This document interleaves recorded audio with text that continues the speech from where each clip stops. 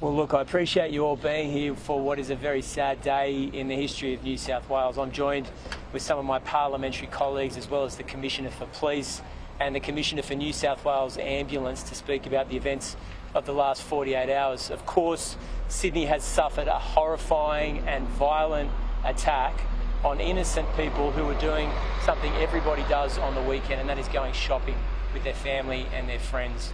The individual stories of those who've been killed, the complete strangers rushing in to help, as well as acts of courage and bravery, mean that whether you know the individuals who've been killed or not, you're grieving today. And the entire state will have to get behind those families in the days ahead as they recover and they go through the inevitable grief associated with such a horrifying event.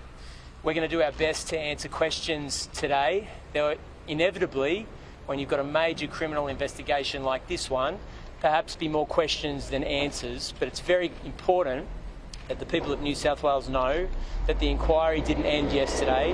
The investigation continues, and across the entire government we will do everything we can to ensure that we've got accurate information that's presented to the people of New South Wales to prevent acts like this from happening again.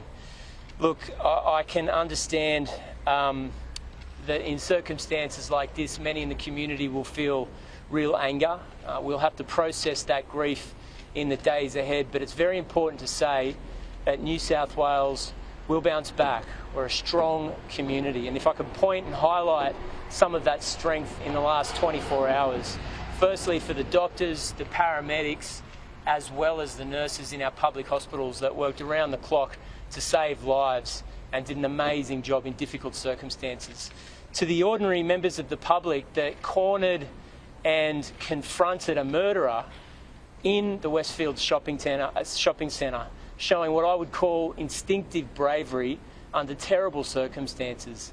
And of course, Inspector Amy Scott, who ran towards danger, showed professionalism and bravery, and without a shadow of a doubt, saved many, many lives in the last 24 hours.